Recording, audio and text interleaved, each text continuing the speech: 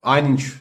Հայաստանի Հանրապետությունում է տեղի ունենում, հարգելի բարեկամներ, անհնար էր կազմակերպել առանց ազգային անվտանգության ծառայության գործակալների եւ առանց լրագրողների, բլոգերների, խմբագիրների։ Առանց այս երկու ինստիտուտի ներկայացուցիչների, հարգելի բարեկամներ, իմացեք ձեր թշնամիներին։ Իմացեք ովքեր են ժամանակակից հայերենով ասած խուրդում Հայաստանի Հանրապետությունը։ Ձեր վաղվա օրը այս երկու ինստիտուտի ներկայացուցիչներն են։ Ազգային անվտանգության ծառայություն իր գործակալական համակարգով եւ լրագրողներ, բլոգերներ, մեդիա ոլորտի վարձկաններ։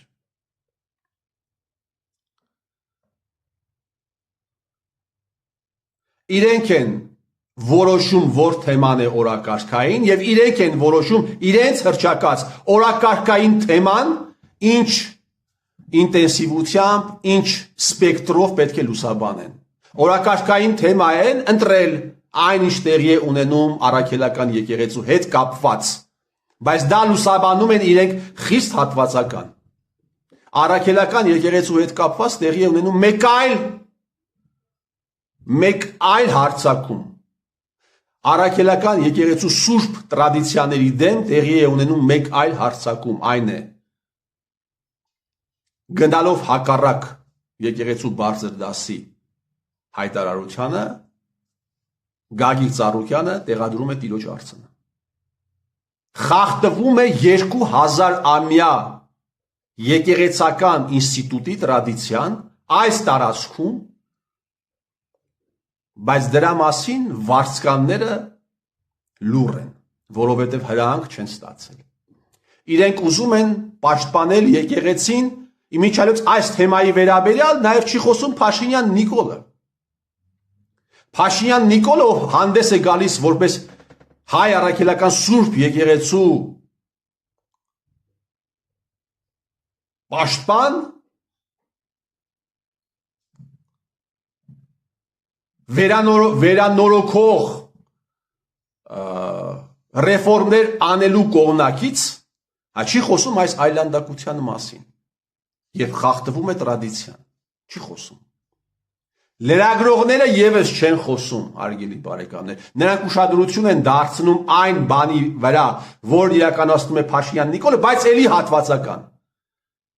Եթե դուք ուշադրություն դարձնեք,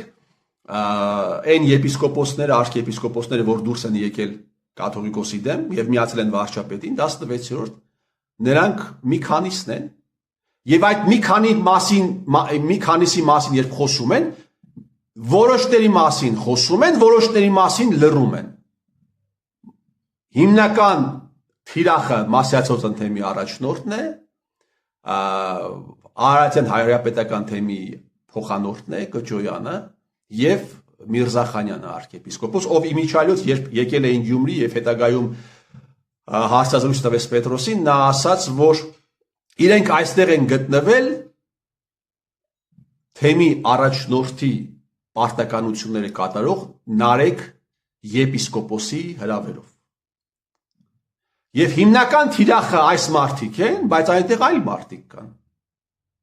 Այնտեղ այլ ավելի կարևոր գործող մարդիկ կան, ովքեր օրինակ Կոտայքի թեմի առաջնորդ Քյարամյանը, ով դուրս է եկել կաթողիկոսին դեմ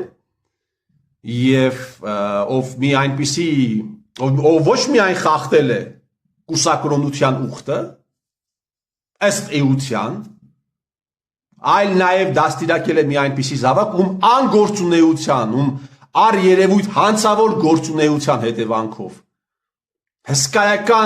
հսկայական վնաս է կրել Հայաստանի Հանրապետությունը, հսկայական վնաս է կրել, ով դաստիարակել է մի այնպիսի զավակ, ով իր կաբինետում հարձակվել է ծնողների, զոհված զինծառայողների, ծնողների, հարազատների վրա եւ պարլամենտում աչքի ընկել խուլիգանությամբ։ Եվ այդ վարձկանները այս թեմայի մասին, այս մարդու մասին չեն խոսում, բայց ուզում են ներկայանալ որպես եկեղեցու պաշտպաններ։ Այսինքն իրենք են որոշում օրակարգային հարցերը եւ այդ իրենց որոշած օրակարգային հարցերի մեջ եւս դրսևորում են հատվածական մոտեցում։ Հարգելի բարեկամներ, հատվածական մոտեցում։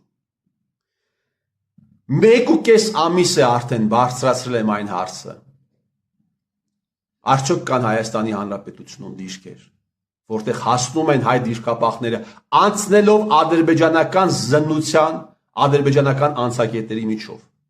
ըստ էության ադրբեջանական ստորացման միջով։ Հարյուրավոր մարդկանց մասին է խոսքը, հարգելի բարեկամներ, որոնց մեջ կարող են գտնվել վաղը մյուս օր հենց դուք, կամ ձեր բարեկամները, ձեր հարազատները, ձեր ամուսինները, ձեր եղբայրները, զավակները։ 1.5 ամիս առաջ եմ խոսել այս թեմայի մասին։ Բայց տեսեք, վարսկանները ինչպիսի լռություն են պահում այս հարցում։ Այս հարցը տեղի է ունենում պարլամենտի ուղիղ վերահսկողության տակ գտնվող տիրույթում, պարլամենտի յուրաքանչյուր պատգամավորի։ Նրանք ուշադրություն են դարձնում այլ հարցերի վերաբերյալ։ Էլի, բայց դրսևորելով հատվածական մոտեցում։ Իմիջիայլոց, երբ խոսում ենք առաքելական եկեղեցու տրադիցիաները խախտելու մասին, սա կաթոլիկ եկեղեցու ավանդույթներին բնորոշ գործողություններ են, կաթոլիկ եկեղեցու տրադիցիայի մեջ մտնող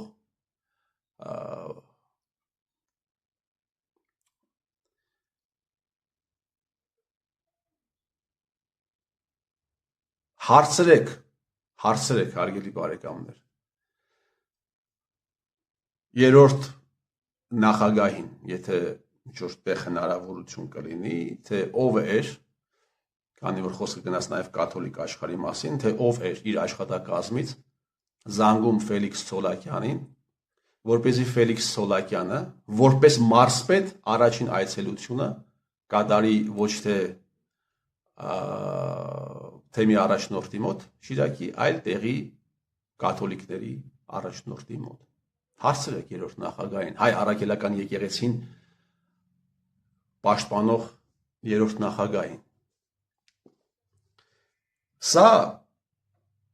տալդապետություն է, որտեղ ապրում են լիցեմերները, որտեղ ապրում են երեսպաշտները, որտեղ ապրում են, այսինքն նկատի ունեմ այն մարդկանց, ովքեր որոշում են, ովքեր կայացնում են որոշումներ, որոնցից կախված է հազարների կյանք։ Սա երեսպաշտների, լիցեմերների տալդապետություն է, որտեղ Սեմուել Տեյլոր Կոլրիջը 18-19-րդ դարում ապրած, հարգելի բարեկամներս, իր ընտիր աշխատությունները իմ ձեռքի տակ է։ Մի հրաշալի բան է ասել է, եթե դու քրիստոնեությունը ավելի բարձր ես դասում, քան թե ճշմարտությունը, հետագայում քո սեկտան ու քո եկեղեցին ավելի բարձր կդնես,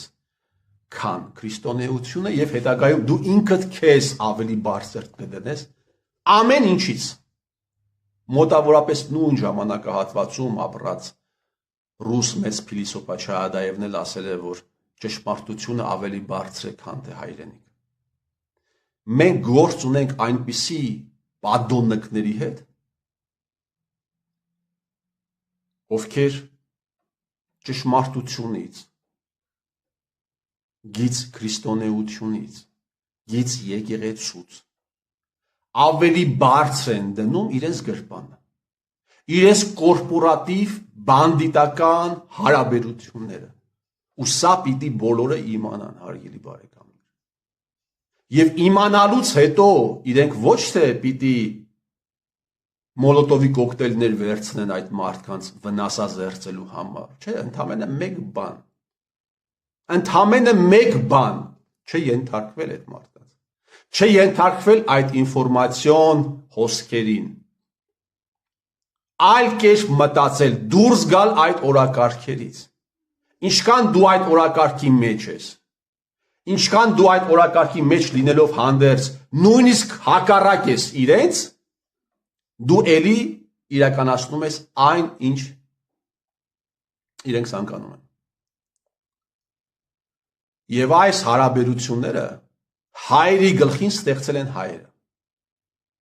Դրա համար հայը պետք է ազատվի հայից։ Երանի այն օրը, երբ հայը կազատվի հայից։ Տա Աստված այդ օրը բերի հայը, իսկ եթե ոչ, թող այդ օրը բերի օտարը։ Ու թող օրհնվի այդ օրը։ Ես ձեր Տիրոջ մերը